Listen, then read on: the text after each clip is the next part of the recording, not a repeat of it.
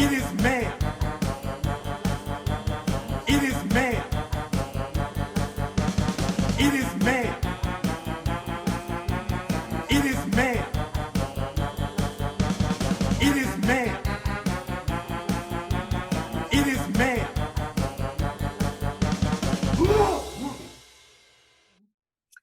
Hello, everybody. Welcome to It Is Ma'am. Get it right. We're really excited today for this show because we have a guest. Before we get started, housekeeping.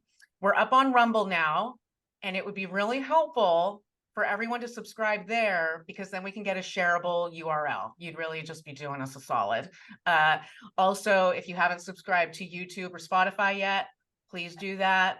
If you want to support the show with pesos, you can do that on Spotify.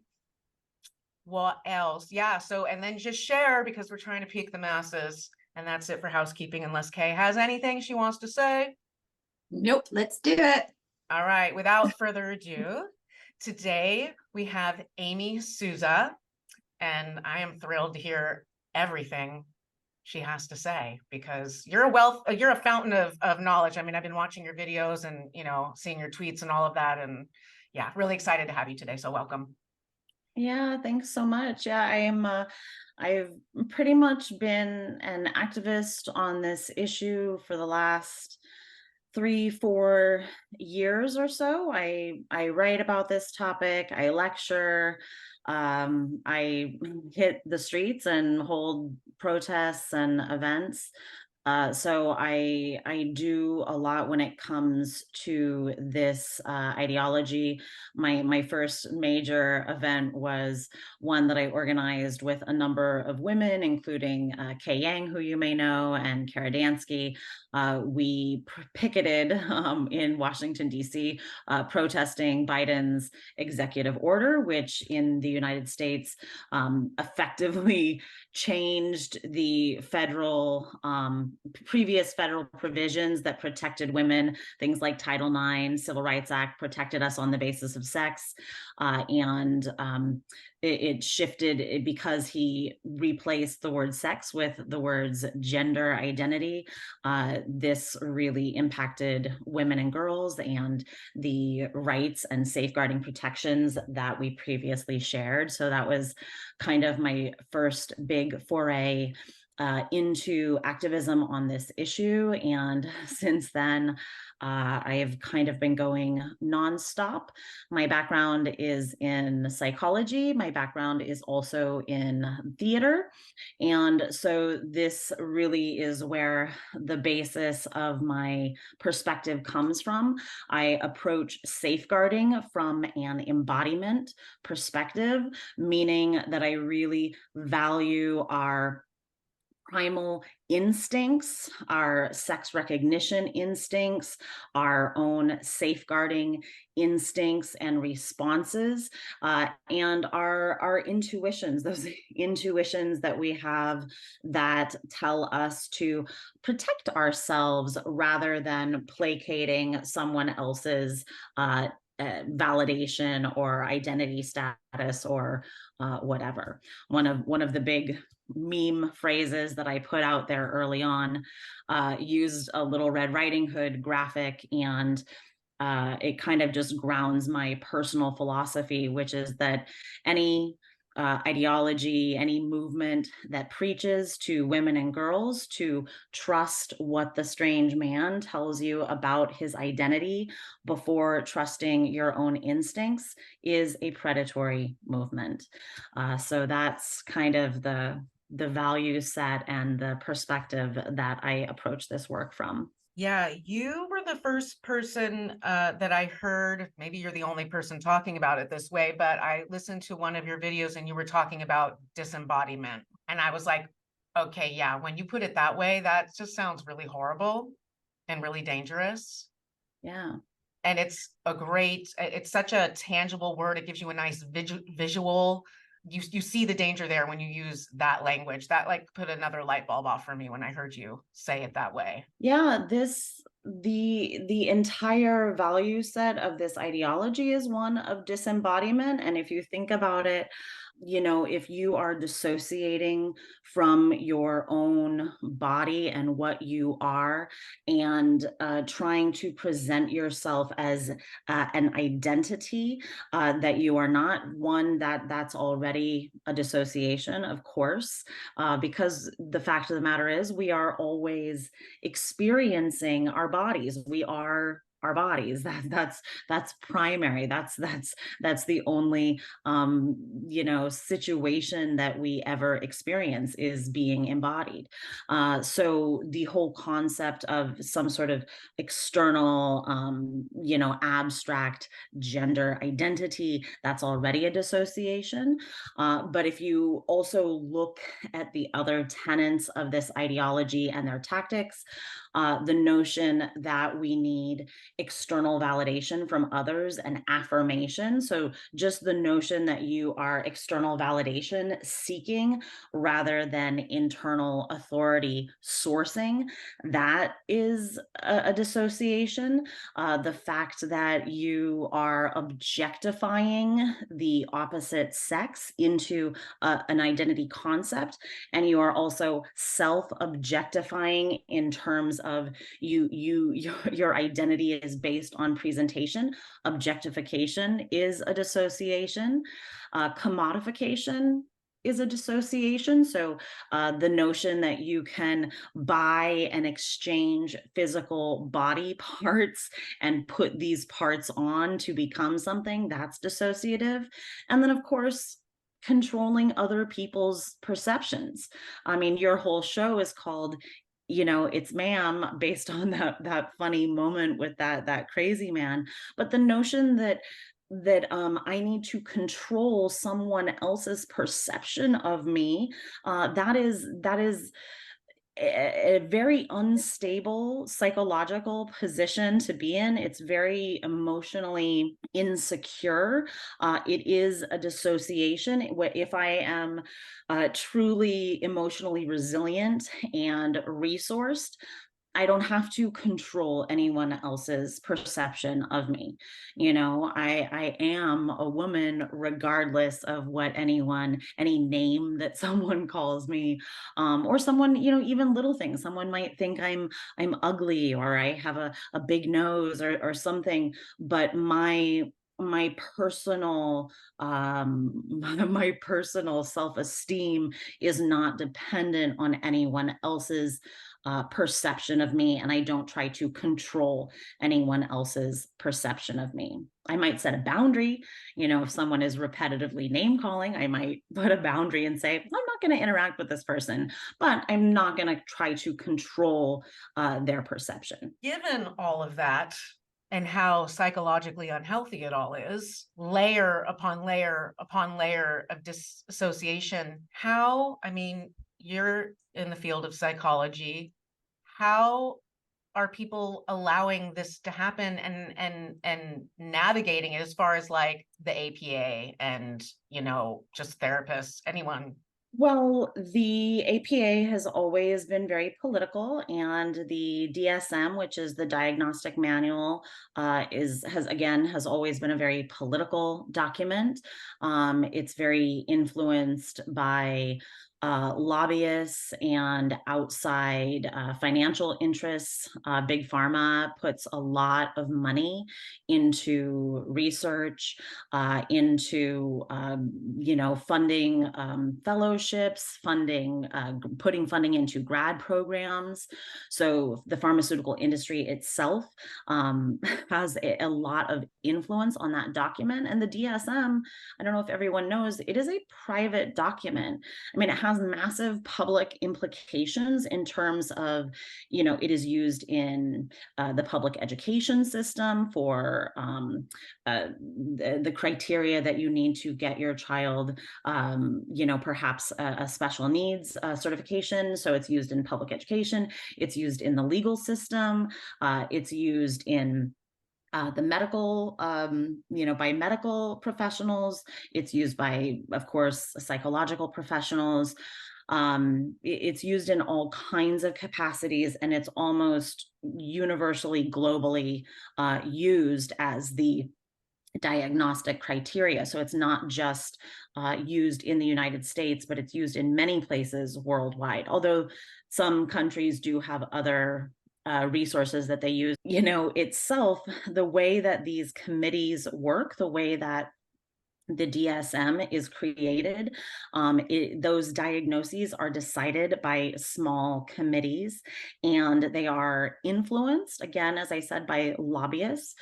So for example, the diagnosis of gender dysphoria was very influenced in its creation by lobbyists, LGBTQ organizations and lobbyists who had a massive impact on how that diagnosis came into being. And the people who create the DSM, the president, for example, Robert Spitzer, who made the DSM-3, he noted, and this is research found by Dr. James Davies, by the way, who has some incredible books really going into the history of the DSM and its creation.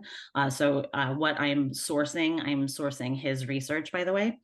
But Robert Spitzer very blatantly said that the pharmaceutical industries were very pleased with the creation of the DSM-3 and all of the new diagnoses that they put into the manual, precisely because of the financial influx that they would receive because of being able to, sell their drugs and procedures accordingly.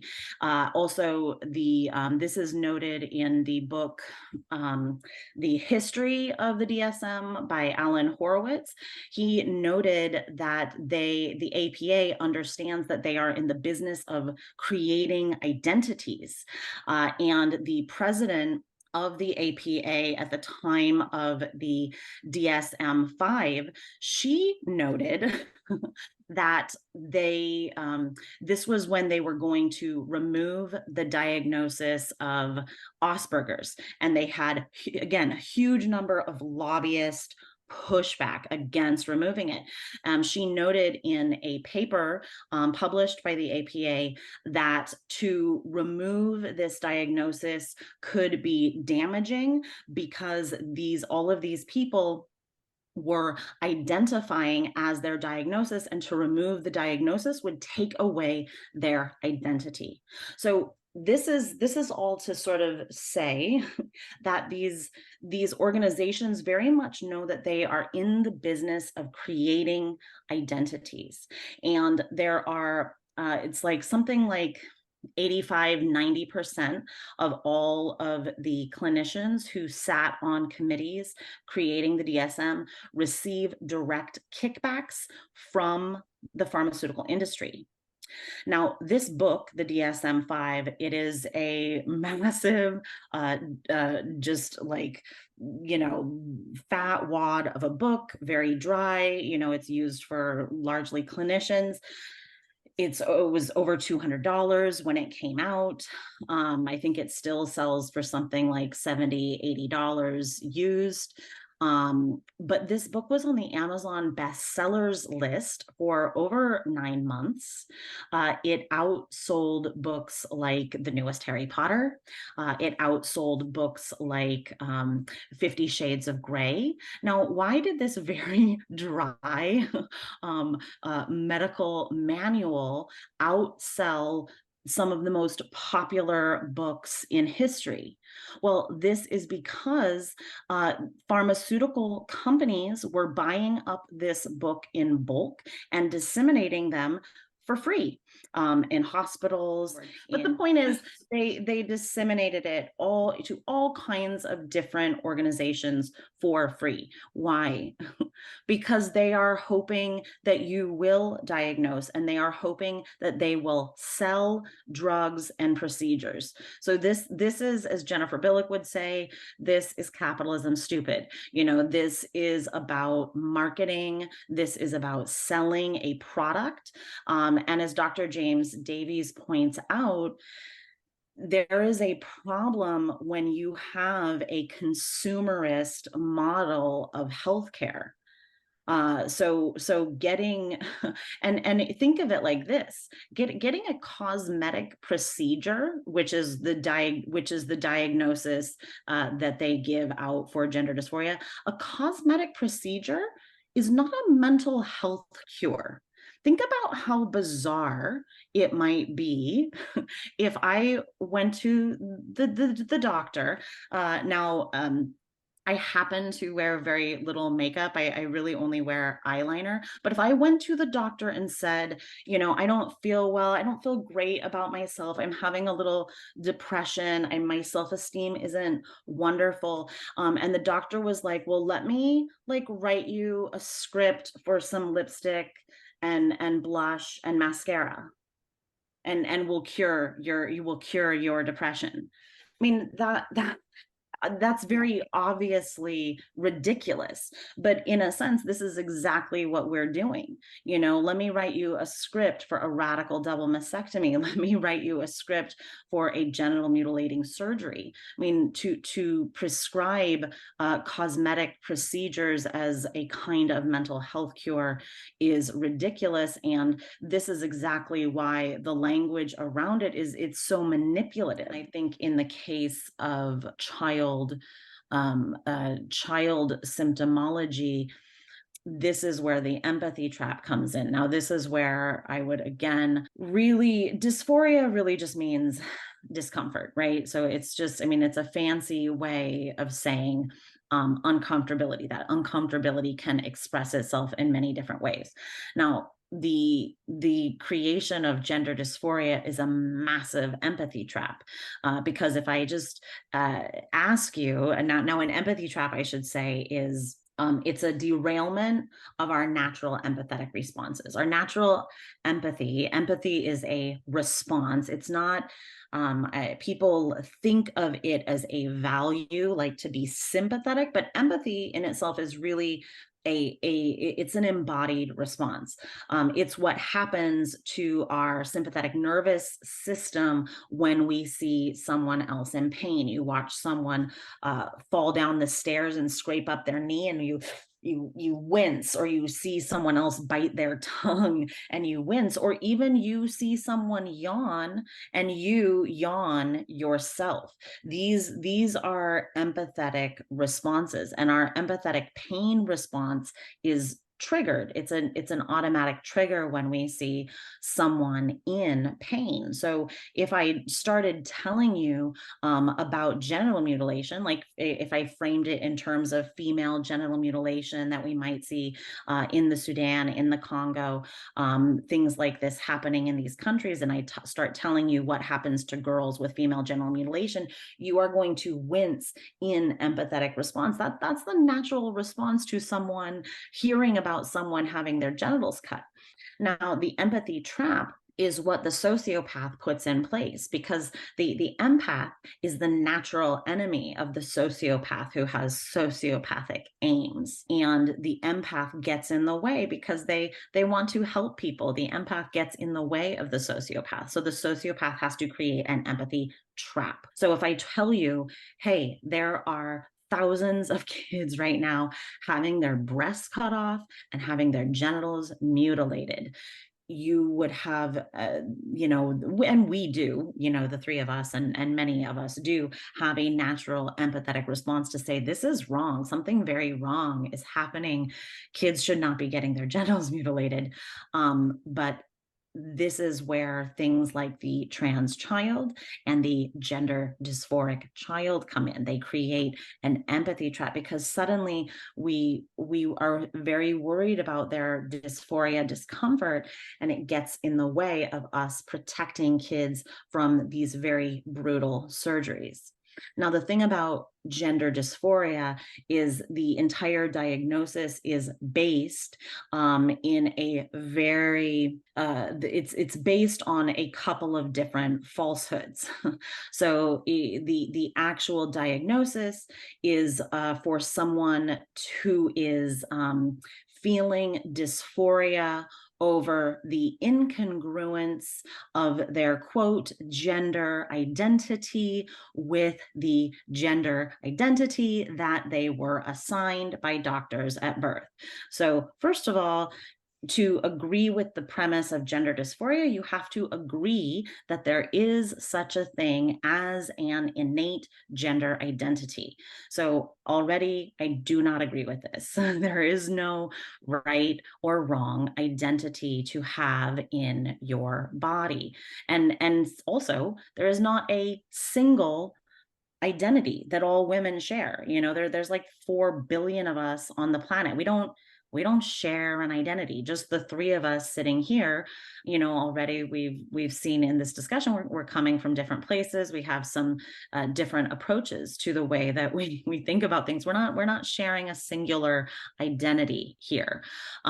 So one, there's no such thing as gender identity, and there's not a gender identity that is assigned to us at birth. This is to say that my body equates to the sex role stereotypes that I perform. I don't want to be locked into a sex stereotype role. To experience discomfort over being over the cultural projections of sex role stereotypes that are projected onto my body, to feel uncomfortable with that is a natural reaction. That's an appropriate reaction to a very dysfunctional culture. To think of it in a kind of holistic, I would say holistic naturopathic way, to think of it in a naturopathic way, it's like having a fever in response to an infection. Now, if you have a fever in response to an infection, a fever is actually a very healthy response to have in response to an infection. And in fact, if you have a massive infection and your body isn't triggered into a fever, that might actually be the symptom of a dysfunction. So these kids are simply uncomfortable. They are sex stereotype non-conforming. And because of the strict, narrow cultural projections, they experience discomfort. Again, this is not a sign of a mental illness. And to be incongruent with narrow stereotypes, there's nothing wrong with that. That's not it's not a disorder.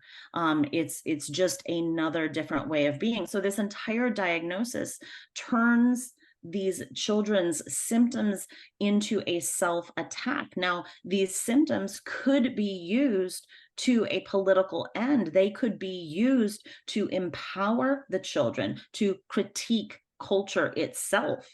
You could look at these symptoms and saying, hey, you are having discomfort because guess what?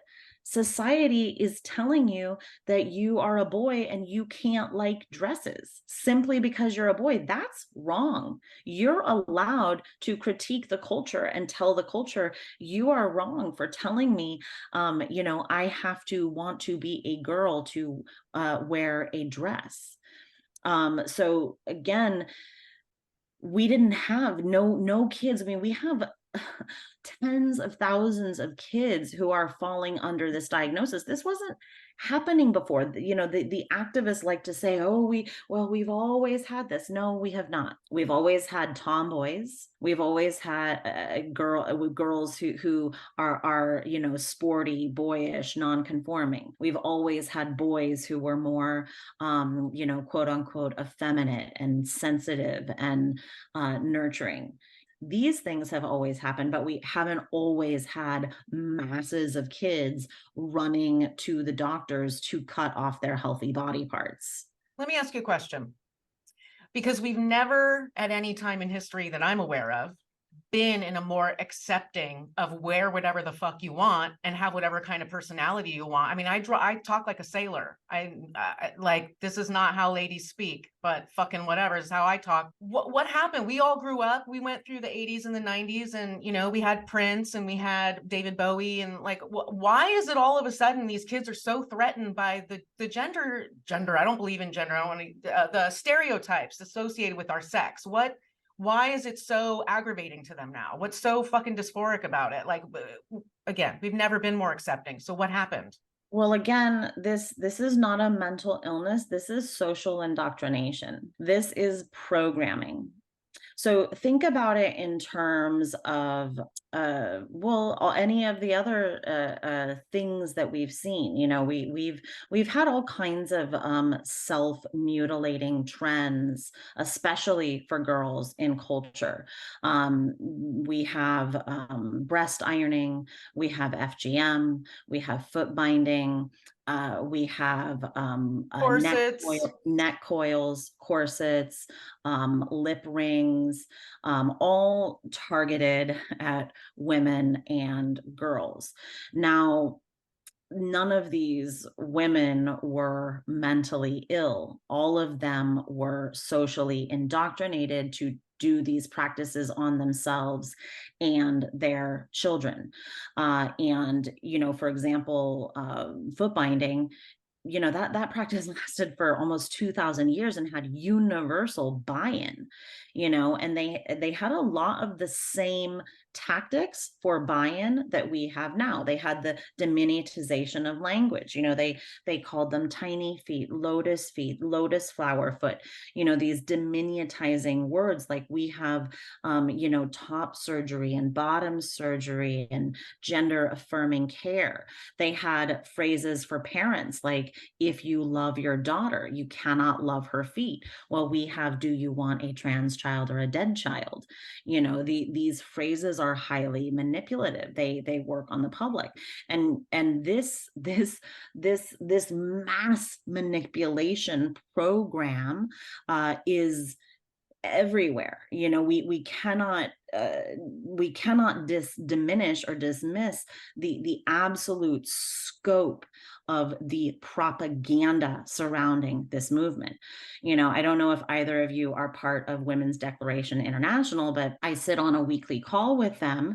There are women on 6 continents from over 160 countries who are all experiencing this in their countries. So this is global. It is being, Kay Yang talks about, and Jennifer Bilek talk about, but Kay Yang is the foremost speaker about this in terms of the UN. This is part of the UN's goals. This is part of their goals.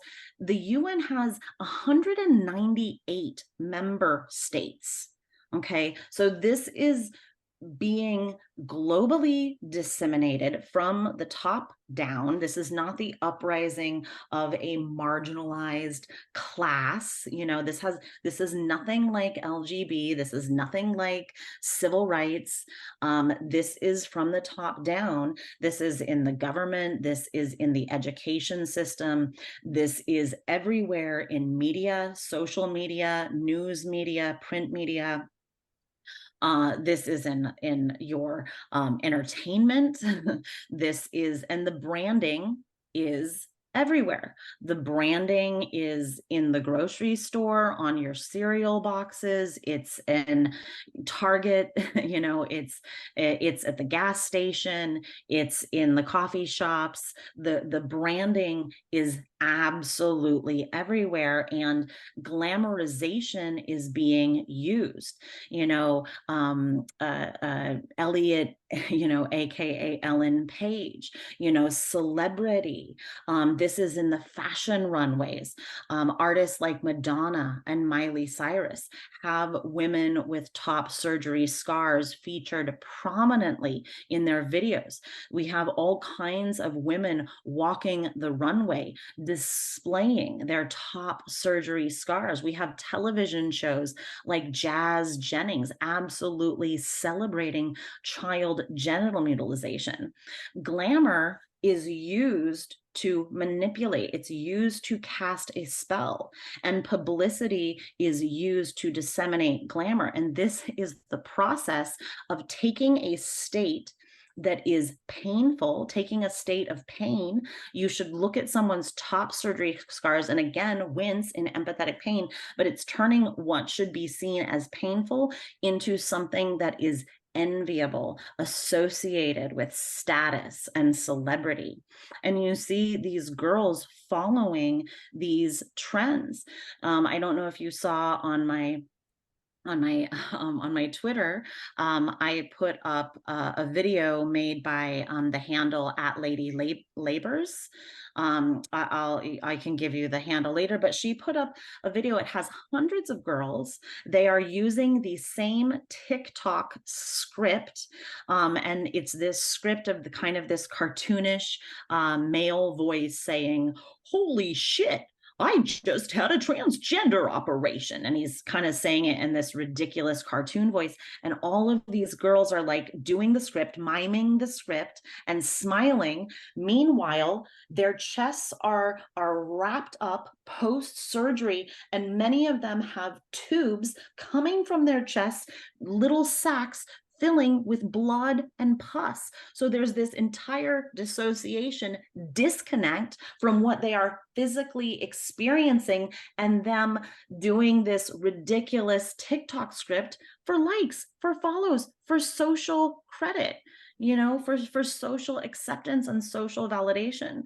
So this is mass programming, and we have to be cognizant of exactly how deep this programming runs. This is not, people, a lot of people, when they argue with me online, they're like, this is only like 1.2% of the population. Why do you care so much?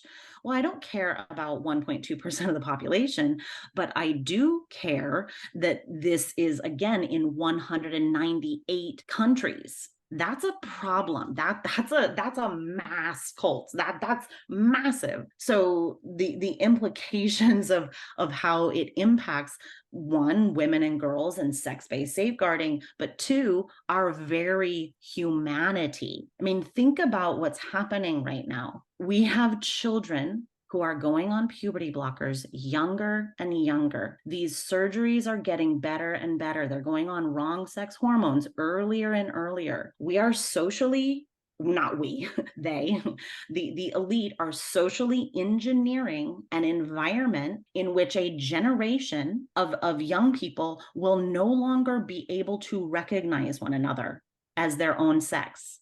They will be unrecognizable as the sex they are, and they will not be able to recognize one another.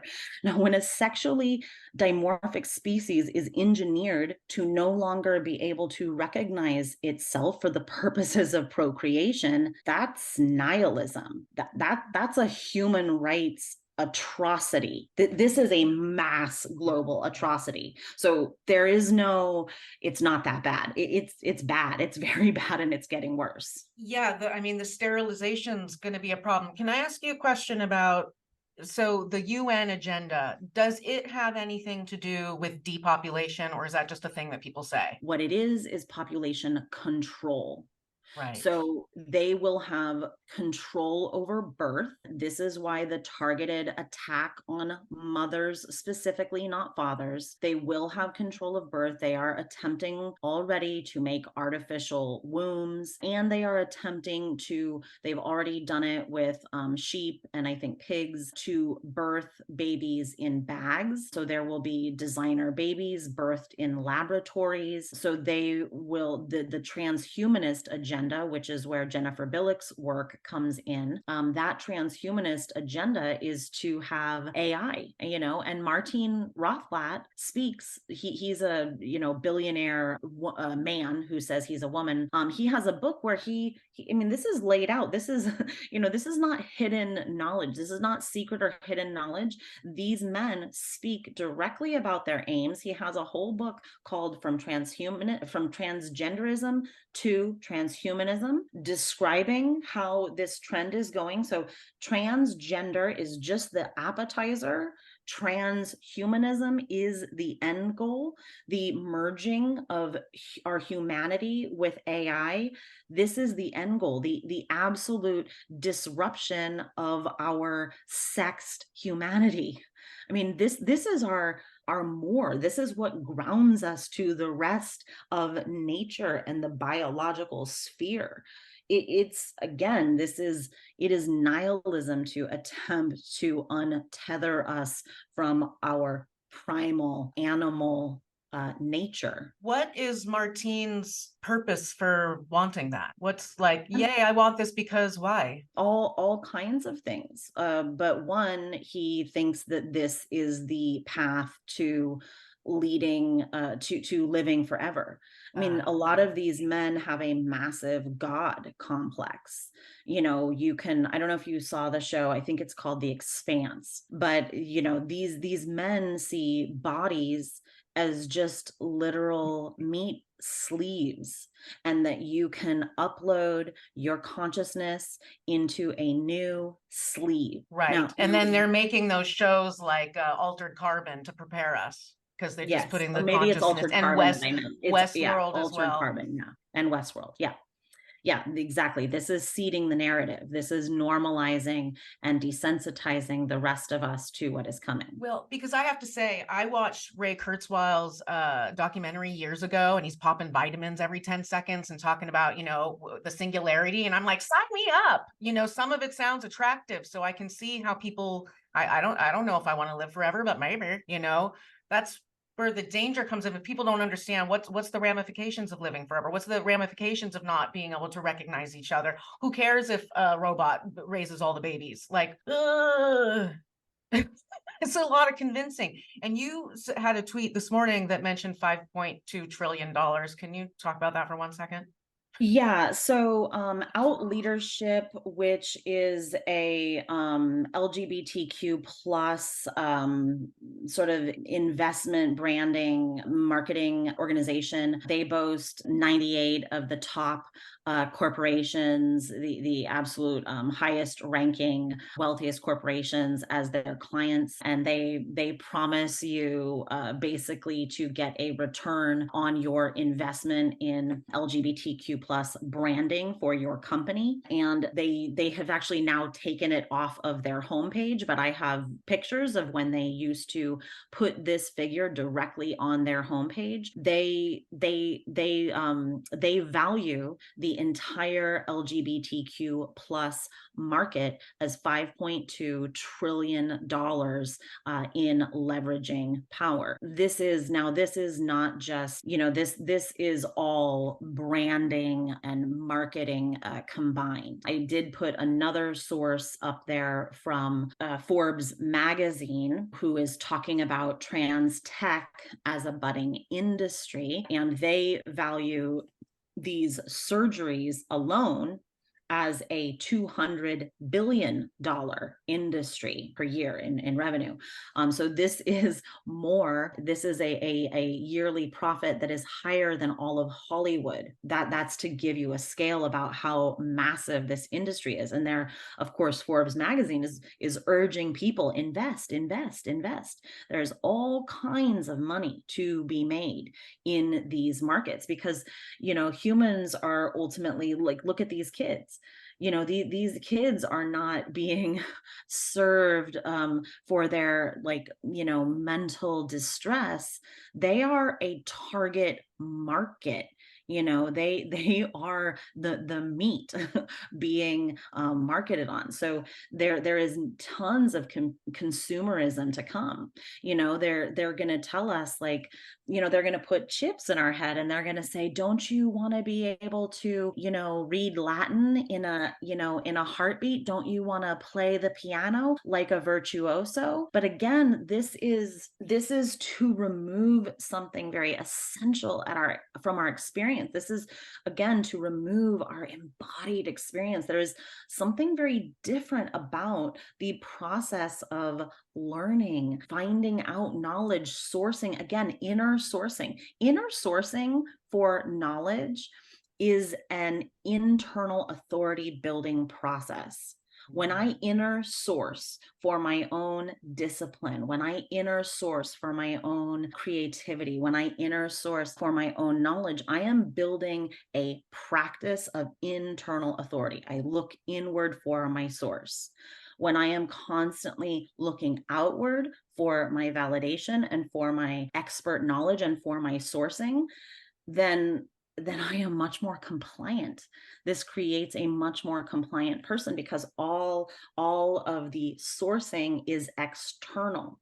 So you don't develop this great internal authority, this set of boundaries. You remain in a sense vacant, just and again a meat sleeve. So the people act like it would be a great bonus to be able to have things rapidly like that at their fingertip, but there are real values to be had through our embodied processes of learning and experiencing. Not like you might get a great bionic arm that's super strong, but experiencing the physical sensations of having an arm, to experience pain in that arm, to experience what it is to build muscle or lose muscle. These experiences are emotionally, psychologically nourishing. And to be bereft of these experiences creates a vast personal psychological emptiness.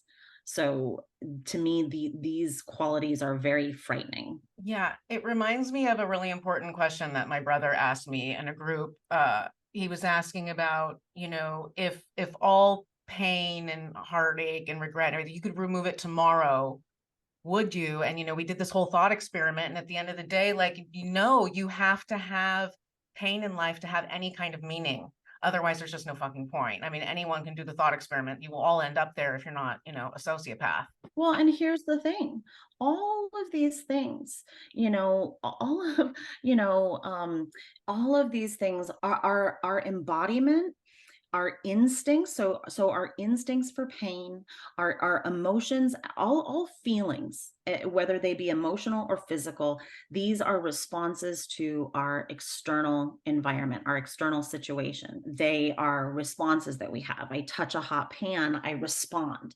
That response is giving me information. It's telling me your hand was very likely going to get burned, so you needed to pull it away. And the response is unconscious. I don't have to form a mental process. This is part of that limbic system, older animal part of the brain. It's an instinct. I respond to it. The emotions are the same. I don't, when someone that I love dies, I don't think like, what should I do? How shall I respond to this? No, I'm sad. I cry. I respond. Now, this is telling me information. It's saying, someone you loved is gone from your life, and mourning and sadness is the appropriate response. Now, sometimes we have trauma responses that are very confusing. So we can have emotional responses come up that are challenging to grapple with. But the point is to be able to learn how to process these signals, because they are going to come again and again. I am going to experience sadness again. There's no end to sadness. I am going to experience shame again. I am going to experience fear again. I am going to experience even depression again. It's going to come again. And so the point is not to, for example, get over these feelings. The point is to have a respectful relationship, to understand how to process these feelings, so that when they return again and again and again, then I have a different relationship to them. The way I processed my trauma when I was in my 20s was highly dysfunctional. I was trying to dissociate. I was trying not to feel my feelings. I had some very dangerous behavior when I was trying to avoid feeling those feelings. When I better understood the relationship that we had to trauma, when I learned to do more somatic embodied work and process and feel those feelings and get the information that I needed from them, I developed a new relationship. So now when those things come up again, because sometimes our traumas are re-triggered, through other experiences. Now, when those things are re-triggered, I have a different relationship. I can say, oh, I'm feeling that shame again. Okay, what is it telling me? What is it giving me? I can feel the uncomfortability. It feels uncomfortable. I feel tight. I feel it in my chest. I feel it in my stomach. I don't like this feeling. feeling, I can name that I don't like the feeling, but I can also say, okay, this is reminding me something happened to me that was absolutely unconscionable, that I did not deserve. And these feelings are reminding me that this was not in integrity with my being. So I can value the feelings because they are reminding me of that which is nourishing to me. Our pain and pleasure responses are part of our very primal instincts, and they should lead us towards nourishment and away from pain. But they are there to be informational, and without an ability to experience them, we don't develop a relationship with them. So there was always going to be something, whether it was A trauma or B trauma or C trauma. There are always things that are, life is messy and unpredictable, and it's an absolute learning ground for relationship to ourselves and to one another. And things are always, no life is perfect, but that's why we meet these things again and again to grow from them. If you as a child never fell down, like say you began walking and you never, ever, ever fell down and scraped your knee, would that be a good thing? No, because it's actually part of a really nourishing developmental process to learn balance and all kinds of other skills, resiliency, trust in yourself, trust in your body to recover. These moments of getting hurt have high potential for developing ourselves. And that's why things like gender dysphoria and the way we diagnose it, to bypass these moments of confrontation and learning from them, robs us of our opportunity to build internal resiliency. Yeah. You have anything, Kay? Because I have a specific question, but I don't want, because I've been going a lot. Okay. The whole time you've been talking for the last like 3 minutes, all I keep thinking is pedophilia. Because the desensitization to any sort of, like, everything you were saying, this feeling that I've been traumatized, hurt, like is that, and did the UN lower some kind of age of something, and is that all part of this? Yeah, they are trying to, I forget, either decriminalize or lower the age, but we have to be very, like, it's very obvious, like this whole ideology of, first of all, if a child can consent to a radical double mastectomy, if a child can consent to their own chemical castration and sterilization, what else can a kid consent to? And who are the primary people who benefit from a child going on puberty blockers, from their genitals remaining underdeveloped, from their secondary sex characteristics remaining underdeveloped, and who are these surgeries for? Because here's the thing, again, these surgeries are painful.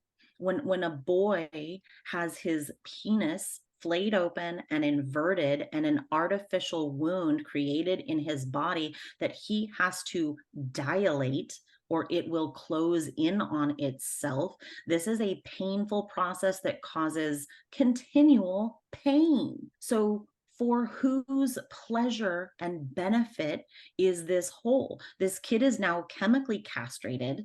We see right now, Jazz Jennings' mom is trying to put out this story. Well, I think Jazz was always agender. Well, the child is chemically castrated. The child has no access to feelings of sexual desire because those have been robbed from him.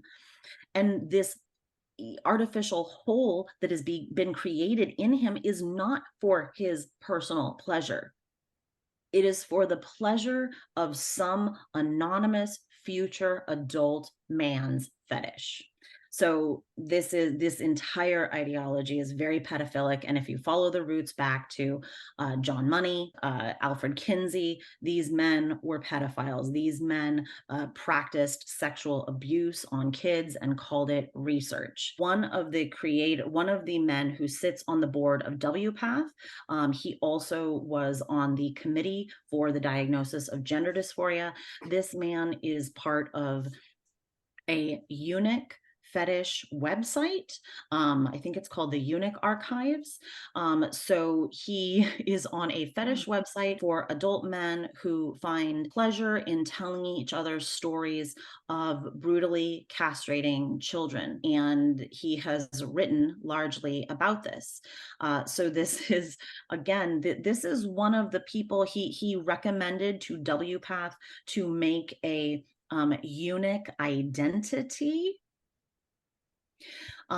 So these are the men who are influencing the writing and the creation of this ideology. And you can read Genevieve Gluck to learn more about this. I wish I could think of that man's name off the top of my head. I do remember he worked for University of California, Chico. Party school, good for him. This is it's not off topic, but it's just a segue from where we were at.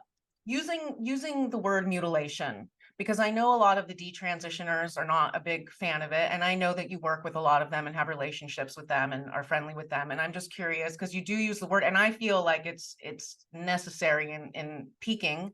But I just have a question for you about that as far as, respecting. I understand where they are coming from, and it is a very unpleasant word, but I think it is really accurate. Again, it does not help anyone to minimize the brutality. Diminutizations of like child abuse to diminish child abuse, that's where we start getting into that dangerous area. So I think it's really important to name the reality of these brutal practices that we are doing on kids. I have incredible empathy for what has been done to them, especially when so many were below the age of consent. I feel for them that it could be triggering. That is not a trauma that has happened to me, but I have experienced trauma. I have experienced rape, and the reality is it's brutal. So to diminish the reality of brutal acts does not ultimately serve the population that has been traumatized. And again, I feel for their trauma, but I feel the best course is to name it accurately and not to try to diminish or cover or baby step around the severity of what has happened. Yeah. What I was just thinking also is, mutilation they can think, maybe we think it's, botched or ugly or something like that. That I don't mean that. I don't think you mean that either. It's because they're children and the surgery shouldn't happen. I don't care if it's painless and gorgeous.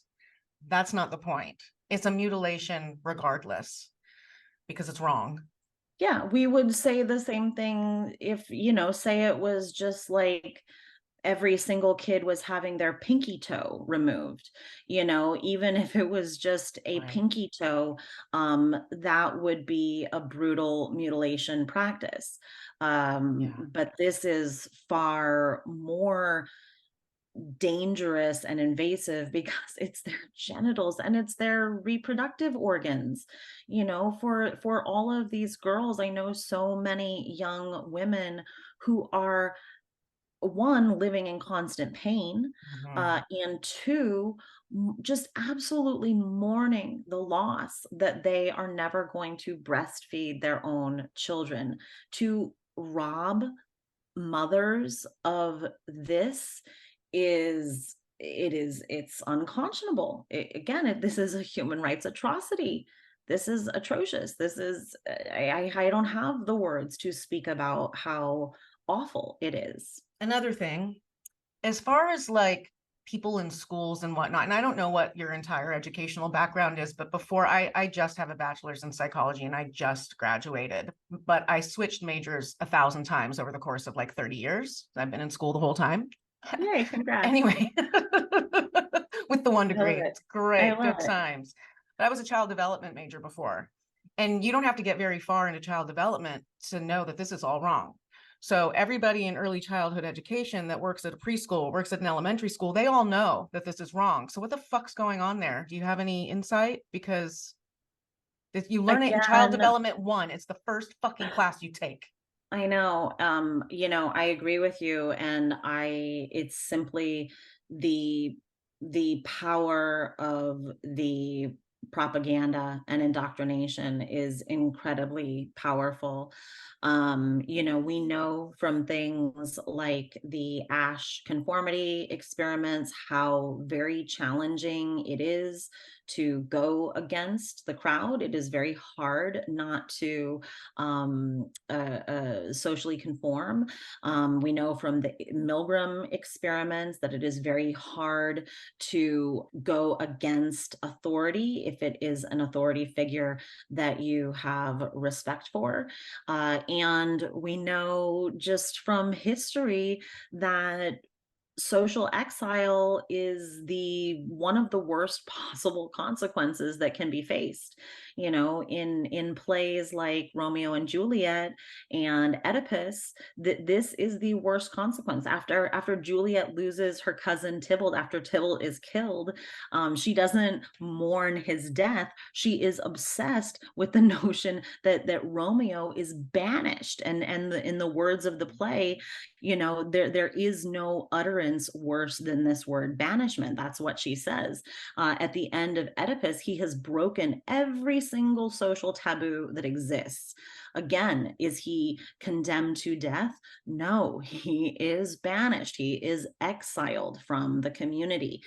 So to be the exile, to not be seen by your peers, to be ignored and banished and canceled, is the word that we use today, is a very powerful social manipulation device. And just to speak on child development, as you know, this again is a massive safeguarding failure. Kids in their language acquisition, the language acquisition phase, when it happens, this is part of, it's not just language acquisition, it's part of the authority building process that they go through. So it is part of that see and say process, like, mommy, that's a bird. And the mom says, yeah, that's a bird. And they're like, daddy, that's a truck. And you're like, yeah, that's a truck. This is part of seeing and saying, or pointing and saying. We also call it naming and claiming. This is an authority building process. They're learning to trust their own bodies to be an authority on the world around them. I was right. I saw a bird and I named it and I was right. I can trust my own eyes and ears to tell me the truth about the world around me. I can trust my body. They are building bodily autonomy. They're building boundaries. They're building me and not me. They're building all of these skills are being built in this process. So when kids are being indoctrinated as young as preschool age, and they're, saying, teacher, so-and-so, you're a girl. And the teacher's like, no, I'm a they, or I'm a boy. What they are essentially being told is you cannot trust your body to tell you the accurate truth about the world around you. So they are setting up the kids to be in a vulnerable state where they can't trust what they see and what they hear. They cannot trust their body to tell them the truth about the world around them. This creates an incredible emotional vulnerability. This creates a weak spot. This is to be, again, disembodied, not to be able to trust your own body. And this is just, it's awful. Well, then that's making me think, because I'm constantly like, what parents are doing this to their fucking kids? And it's my peers. It's my cohort, Gen X, and their kids, and then whoever came after. And you know what it just made me think as you're talking about this is, you know, they did all that "you're depressed" shit to us. So that's starting to answer some questions for me, because there's a lot of things that I think and feel, because I fell into that trap at 19. I was medicated, and it's been a fucking shit show ever since, right?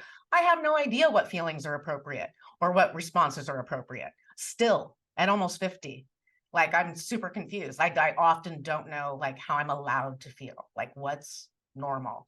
So if my whole cohort is already a little, because I mean, everyone's on some kind of fucking SSRI. So then this is just the next, oh, their long con is so good. Yeah, And it's I really wonder, was good. that part of it? Was that like, get this generation desensitized, then we'll get this generation to do this, and just keep chipping away at it until we can diddle all the little kids we want forever. Well, yeah, there's a lot of people who see it as, yeah, a long con, but it doesn't, whether this is an organized agenda to that extent or not, it doesn't matter, That's because true. the impacts are the same. The impacts are the impacts, whether we like it or not. And you would be very interested to read the work of Dr. James Davies and Robert Whitaker, and their absolute critique of this consumerist model of care, and the high rates of prescriptions, the rate of antidepressants and ADHD meds, and the rate of these drugs. And these drugs are sold as cures. But an antidepressant is not an antidote. It's not applicable as penicillin is to an infection. Right. It is a mind altering drug, and it may have a certain use value, but ultimately it is a drug. It is a mind altering drug, no better Yeah. or worse than any other mind altering drug, and they have multiple side effects. And again, this is to medicate our emotions. Our emotions are there, as I said, to help us react to our environment. They are giving us primal information about our environment. I remember my aunt, who was telling, well, it doesn't, I think it's okay that I'm sharing this story. But she was telling me a story about, her story was framed as when she was depressed. Now she's telling me the story about when she was depressed, but what she's telling me is she had a hypercritical boss, who was abusing her every day, verbally abusing her every day at work, in an environment of her coworkers who said nothing. This caused her to, it caused her self-esteem to be extremely damaged, and it caused her to become depressed. Now she's going on and on about this story, and I'm, finally she gets to the end, and I'm telling her, you didn't have a depression problem, you had an abusive boss problem. Yeah. Your depression was a reaction to your environment telling you you needed to get out of that environment. But what happened? She went to a therapist. Therapist heard all the same information I heard, and the therapist gave her drugs so she could go back into the abusive environment and be a good little worker. Yeah. Yep. Yeah. I'm a big fan. Are you familiar with the work of Johann Hari? No, I don't know that. Johann. Oh, he's so good. He's probably working on his fourth book right now, but he wrote a book called Chasing the Scream, which is really excellent. Talks about alcoholism and the I just laws in wrote the that down. US. Yeah, but the one that I am referencing right now is The Lost Connections, and he's talking about depression and basically saying, like, hey, if you're in a village and you have no friends and no family, and your leg is broken and you don't have a horse and you have no food, that's not fucking depression. That's a broken leg and no family and no friends and no community and no food. That's a whole goddamn different thing. Yeah. Yeah. Yeah. Thank you so much, Amy. I really appreciate it. You are just such a wealth and fountain of knowledge, and I would love to have you back sometime, because I'm Yeah. sure you have many other things to point out, not just the empathy trap, but yeah, so many things that people need to hear and learn. Do you want to plug anything before we? Yeah, I love subscribers to my Substack. My Substack is www.theknownheretic.com. You can follow me at The Known Heretic on Twitter, Instagram, YouTube, and TikTok. And I do have a website that I'm working on. I do have classes for women on intuition building and internal authority building. I am not running one I'm running one right now, so I don't have one in the works, but if you sign up on my website, which is littleredreverberations.com, if you sign up on my website, then I will email you when the next round of classes are coming up. But I teach a course, a 15-week course on women who run with the wolves. Each week is a new myth or story that pertains to the development of the intuition. I also teach an intuition and imagination course, which is using imaginative practices to develop what I was talking about before, that inner sourcing of information for self. So this is another way to grow one's relationship with your intuition. So these are some of the courses that I teach. I'm always, every few months, I am doing a new round of courses. There's nothing up on the website right now currently, but again, I will be putting something out by November. So sign up to be on the newsletter, and I will email anyone who wants to know more about those. Awesome. All right. Well, thank you so much. Absolutely. Thank I really you. appreciate this. Yeah, enjoy your day. And thank you to Kay. And I had a great time with you both.